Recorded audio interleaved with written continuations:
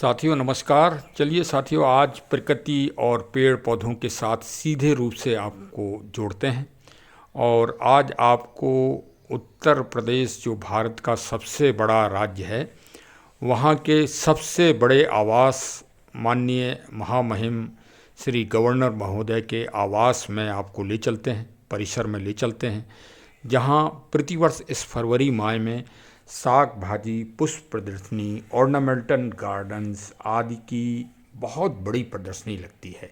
और आज पूरा प्रांगण खचाखच भरा हुआ है। हजारों लोग आ रहे हैं, बच्चे, वृद्ध और नए बच्चे और सभी, मतलब पूरी एकदम रस ही रस है। चारों तरफ गाड़ियां ही गाड़ी, पूरी अटल चौक से लेके और राजभवन तक पूरा भरा पड़ा है। ट्रैफिक जाम चल रहा है, समझ लीजिए। इतने लोग प्रकृति के प्रति उत्साहित हैं और प्रकृति से जुड़ना चाह रहे हैं और यही एक अभियान हमारा छोटा सा हमारे चैनल के द्वारा भी चल रहा है। मैंने भी सोचा कि चलो इस मनोरम प्राकृतिक दृश्यों को आप लोगों को भी शेयर किया जाए, आप लोग भी देख सकें। क्योंकि जब हम बच्चे थे और हम उरई जालौन में रहते थे और जब हमारे घर के पारिवारिक सदस्य बड़े लोग लखनऊ आके ये प्रदर्शनी देखते थे और वो बताते थे, तो एक बहुत इच्छा हुआ करती थी, लेकिन मन मसोस के रह जाते थे। आज ये संयोग है, सौभाग्य है कि आज मैं लखनऊ में हूँ और मैं यहाँ पहुँच गया हूँ। और सबसे बड़ी बात यह है कि मैं पहुँच गया हूँ और मैंने सोचा कि चलिए ऐसा ब्लॉग बनाया जाए जिससे आप सभी लोग भी, दूर दूर बैठे बैठे लोग भी, कोई बांदा में, कोई जालौन में, कोई गोरखपुर में, कोई सहारनपुर में, कोई गाज़ियाबाद में, कोई आगरा में, सभी लोग अपना हमारे इस चैनल के माध्यम से, इस ब्लॉग के माध्यम से प्रकृति के प्रति जागरूकता ले सकें कि वास्तव में लखनऊ क्यों लखनऊ है, लखनऊ की क्या पहचान है। लखनऊ वास्तव में अभी लखनऊ को कोई समझ नहीं पा रहा है। लखनऊ अविरल है, अविरल। लखनऊ की जितनी महानता गाई जाए उतनी कम है। क्यों? क्योंकि यहाँ सबसे बड़ा भारत का बॉटनिकल गार्डन है। यहाँ 7 नेशनल, राष्ट्रीय स्तर के संस्थान हैं जो सीधे रूप से प्रकृति से जुड़े हुए हैं, जैसे सी मैप है, बॉटनिकल गार्डन है, आदि आदि हैं। ये सीधे रूप से, मतलब पूरे राष्ट्रीय स्तर पर यहाँ पर प्रकृति और जैविक खेती और ऑर्गेनिक और सभी विभिन्न चीज़ों की यहाँ रिसर्चें चलती रहती हैं। इसलिए वास्तव में लखनऊ इस क्षेत्र में बहुत ही अग्रणी है। हमारे लिए तो ये गर्व की बात है। तो चलिए आज हम आपको और देखिए, इस प्रदर्शनी में 2 पार्ट हैं, मैं आपको बता रहा हूँ। एक तो वो जो स्थाई फॉरेस्ट है राजभवन में, और एक जो ये 3 दिन के लिए प्रदर्शनी लगती है। देखिए, हम महामहिम गवर्नर महोदय श्रीमती आनंदीबेन पटेल साहब के, हम सब उत्तर प्रदेश वासी और विशेषकर लखनऊ वासी बहुत ऋणी हैं कि पहले ये 2 दिन के लिए लगा करती थी प्रदर्शनी, तो बाहर के लोग जब आया करते थे तो उनको 1 दिन ही समय मिलता था। महोदया ने इनको 4 दिन के लिए कर दिया, जिससे बच्चे देख सकें, अभिभूत हो सकें, प्रेरणा ले सकें, मोटिवेशन ले सकें, प्रकृति और पर्यावरण की जागरूकता से जुड़ सकें। क्योंकि दुनिया में जो भविष्य में सबसे बड़ी समस्या आ रही है वो जलवायु परिवर्तन के दंश की आ रही है। तो प्रत्येक व्यक्ति को, जन जन को जागरूक होना चाहिए। और हमारे माननीय उत्तर प्रदेश सरकार के मुख्यमंत्री जी श्री आदित्यनाथ योगी जी और गवर्नर महोदया ने इस बात को बहुत अच्छी तरह से, उन्होंने दूरदृष्टिता से इसको सोचा और ये 4 दिन के लिए कर दिया। उत्तर प्रदेश सरकार ने बाहर से, यहाँ महोबा से पान कई विशेष वो है लगा हुआ है स्टॉल, और झांसी से लगा हुआ है और गोरखपुर से भी लगा हुआ है। बड़ी बड़ी दूर से यहाँ पर सरकारी विभाग के वो भी लगे हुए हैं। और जो वहाँ के जो स्टाफ है, जो प्रशासनिक अधिकारी हैं, वो जनता से बहुत मिलजुल के और बहुत अच्छी जानकारी भी दे रहे हैं। इस प्रदर्शनी, गौरवशाली प्रदर्शनी का इतिहास ये है कि ये 1936 से लगना चालू हुई। फिर जो सेकंड वर्ल्ड वार हुआ उसमें, जिसमें मानवता का एक दमन किया गया, नृशंस हत्याएँ की गई, उस बीच में ज़रूर इसको अवरोध लग गया था। लेकिन सेकंड वर्ल्ड वार के समाप्त होने के बाद से फिर ये लगातार लगती चली आ रही है। इसमें इसको विशेष रुचि देने के लिए इसमें प्रतियोगिता कराई जाती है। जिसके सबसे ज़्यादा अंक आते हैं उसको फर्स्ट, सेकंड, थर्ड, फोर्थ तक जो है रिवार्ड दिया जाता है। विशेष समापन समारोह में विशेष अतिथि और सारे उत्तर प्रदेश सरकार के विशेष लोग मतलब होते हैं और उत्साहवर्धन करते हैं। तो हर चीज़ की प्रतियोगिताएं अलग अलग होती हैं। आप और आपके बच्चे भी इसमें कभी भी भाग ले सकते हैं। पूरे भारत के लोग भी भाग ले सकते हैं। तो इसको भी आप ध्यान में रखिए और भविष्य में जब अगले साल हो तो ज़रूर अपना स्टॉल लगाइए। और या अपनी अगर सब्जी आपकी ज़्यादा अच्छी हो रही है, विशेष वैरायटी की या विशेष उसमें कोई विशेषता है तो आप ज़रूर लगाएं और प्रदर्शन करें, जिससे और लोगों को मोटिवेशन हो। अच्छा, और जो ये पंचतंत्र का अरण्य तैयार किया गया है, ये वर्तमान में जो गवर्नर महोदया हैं इनकी ये सोच है, इनकी ये जागृति है और इस तरह से इन्होंने पंचतंत्र को यहाँ पर साकार रूप दिया है। हाँ, तो देखिए, मैं तो ये कहूँगा कि जो स्थायी यहाँ पर अरण्य है, जो फॉरेस्ट एक बनाया गया है, जहाँ पर विष्णु शर्मा, अब आप पहुँच गए होंगे, विष्णु शर्मा जी को आप जान गए होंगे कि जिन्होंने दुनिया के सबसे बड़ा नीति शास्त्र जो पंचतंत्र है उसको लिखा है और उसको यहाँ पर दृष्टांत किया गया है। यहाँ वास्तव में इस राजभवन के प्रांगण में बहुत बड़ा ज्ञान छिपा हुआ है, सबको नहीं मालूम। लेकिन वो वीडियो अगर हम बनाएंगे तो फिर आप इस आधुनिक आज के उस माहौल से अभी दूर हो जाएंगे। उसके लिए हम पंचतंत्र के ऊपर एक अलग से ब्लॉग बनाएंगे, उसमें वो चीज़ शामिल करेंगे। आज हम आपको जो अभी प्रदर्शनी चल रही है, विशेषकर साग भाजी वाली, हम सीधे आपको उसमें ले चलते हैं। मैं आज आपसे सभी से निवेदन ही कर सकता हूँ, वो तो आप उसका जो हम विवरण बताएंगे और जो उसका महत्व बताएंगे अगले ब्लॉक में, उससे आपको समझ में आएगा। फिलहाल आज हम निवेदन कर रहे हैं कि अगर बच्चों के साथ जाएं तो वो ये तो देखें जो 3 दिन की प्रदर्शनी है, लेकिन जो अरण्य, क्योंकि वो भी गवर्नर हाउस के अंदर सुरक्षा के कारणों से फिर आपको मौका नहीं मिलेगा, तो बच्चों को जरूर दिखाइए। चलिए अब हम आपको ले चलते हैं सीधे साग भाजी फूल प्रदर्शनी में। अब हम पहुंच गए हैं श्री गवर्नर हाउस जी के उस गेट पर, गेट नंबर 2 पर, जहां से प्रदर्शनी के लिए प्रवेश मिलता है। मतलब जो एक आम जनता के लिए गेट आज खुला हुआ है, क्योंकि वहां सुरक्षा के भी बंदोबस्त काफ़ी हैं, इस बात का भी ध्यान सबको रखना है। तो सर्वप्रथम तो भाई पहले टिकट ले लें। तो चलिए, टिकट काउंटर बना हुआ है, 5 रुपया प्रति पर्सन का टिकट है। तो भाई टिकट ले लेते हैं और फिर गेट में एंट्री करते हैं। गेट में पहले आपकी सर्च होगी और सर्च के बाद फिर आपको एक जनरल रूप से एक एंट्री मिल जाएगी। फिर आप मतलब जब तक प्रदर्शनी चले तब तक आप वहाँ आराम से विचरण कर सकते हैं।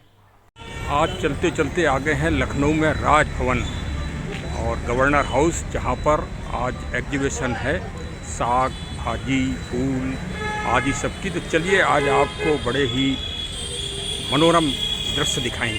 तो चलिए अब आ गए हैं, देखिए, फूलों के समुद्र में और फूलों की महकती खुशबू और महकता वातावरण, मनमोहक दृश्य सब आपको दिखाएंगे और फूलों के द्वारा बनी कलाकृतियाँ भी आपको दिखाएंगे। और देखिए, ये सर्वप्रथम तो गेट पर ही भगवान गणेश जी का प्रतिबिंब है और स्वास्तिक है, ओम बने हुए हैं फूलों के द्वारा। रचना देखिए कितनी सुंदर है, कितना आकर्षण है।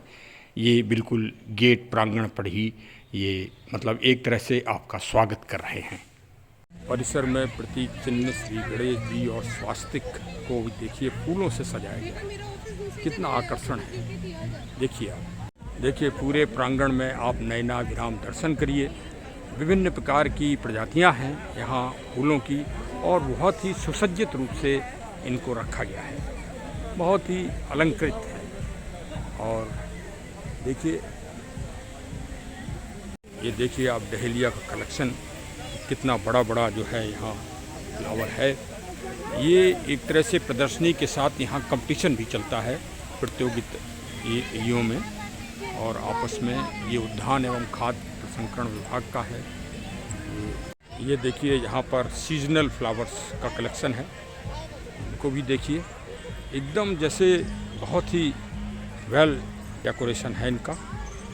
देखिए देखिए इनकी सुंदरता कितनी निराली है, ऐसा लग रहा है जैसे प्लास्टिक के हो। ये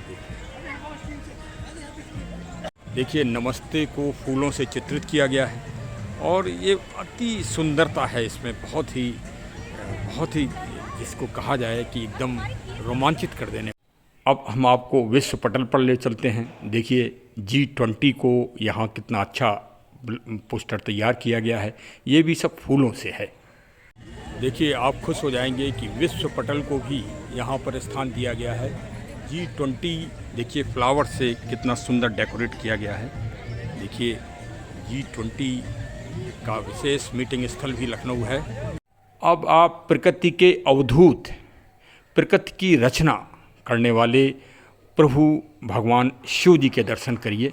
फूलों से जिनको सजाया गया है, संवारा गया है। अभी एक दिन पहले महाशिवरात्रि का पावन पर्व हुआ है और देखिए कितनी सुंदरता है। लोग कहते हैं कि कण कण में भगवान है, यहाँ पत्ती पत्ती में भगवान शिव जी का वास है।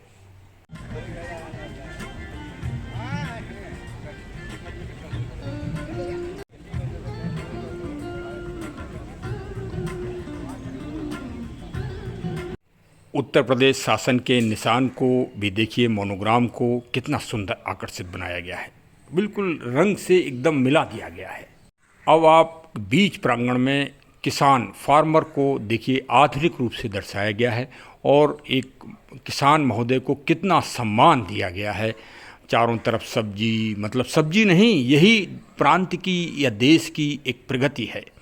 यदि आप किसान अगर हमारा मजबूत रहेगा और आर्थिक उसकी स्थिति मजबूत रहेगी तो निस्संदेह इस देश और इस प्रांत और इस गांव-गांव की स्थिति में मतलब एकदम विकास की लहर दौड़ जाएगी।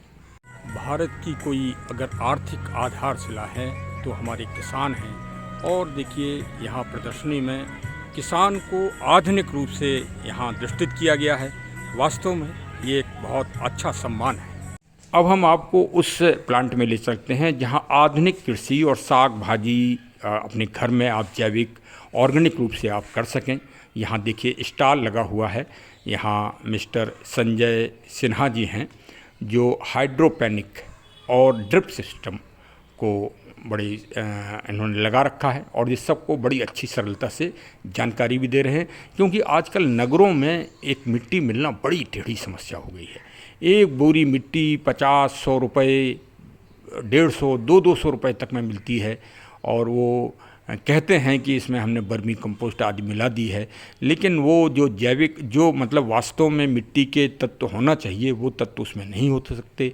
तो शहरों के लिए ये हाइड्रोपोनिक व्यवस्था बहुत ही अच्छी है। आप घर में अपने ऑर्गेनिक रूप से अपनी शुद्ध उसके द्वारा मतलब सब्जी प्राप्त कर सकते हैं और इसमें पानी का एक सिस्टम होता है, उसी में सारे पोषक तत्व, मिनरल्स और सारे तत्वों को मिला दिया जाता है। वो सरप्लस होते रहते हैं और अच्छे इसमें आप साग भाजी और छोटे मोटे पौधे तैयार कर सकते हैं।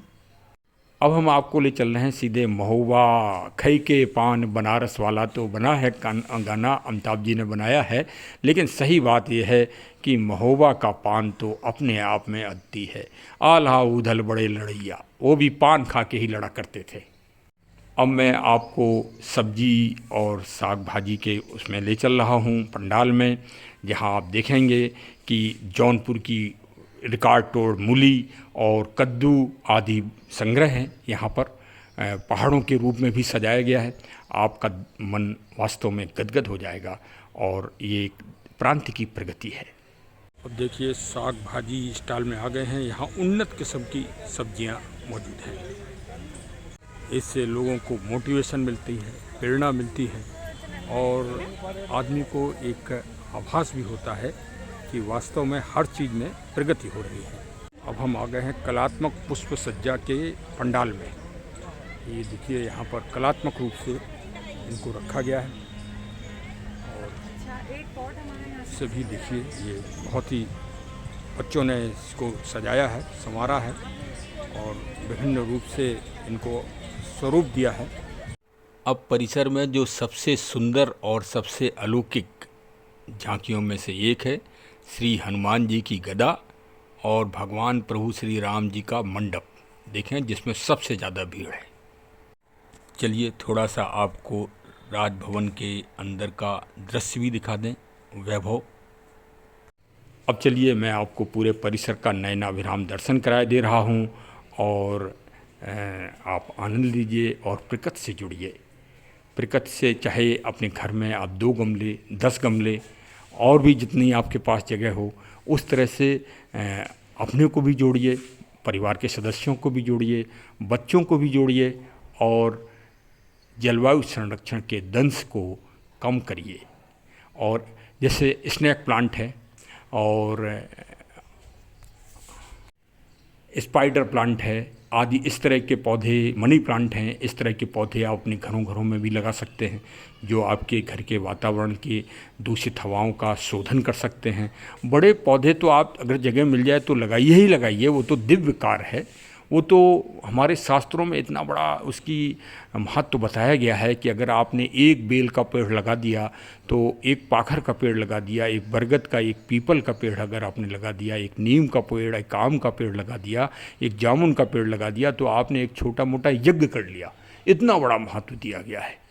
तो चलिए साहब, अब तो वही निवेदन लास्ट में जो मेरे गुरु ने सिखाया है कि भाई सबसे निवेदन कर लो कि चैनल को सब्सक्राइब करें और प्रकृति के नवजागरण से जुड़ें। हमारे चैनल को सब्सक्राइब भी करें, साथ में फॉरवर्ड भी करें मिलने जुलने वालों से, और इसी तरह प्रकृति का आनंद लेते रहें। साथ में सामयिक घटनाओं का भी विवेचन बहुत अच्छा होता है। हाँ, आप अवश्य सुनिए। हमारे टीम के सदस्य बड़ी मेहनत करते हैं और संकलित करते हैं आप सबके लिए। तो चलिए साहब, हमारा भी उत्साहवर्धन करिए। बहुत बहुत धन्यवाद। Thank you. जय हिंद, जय हिंद।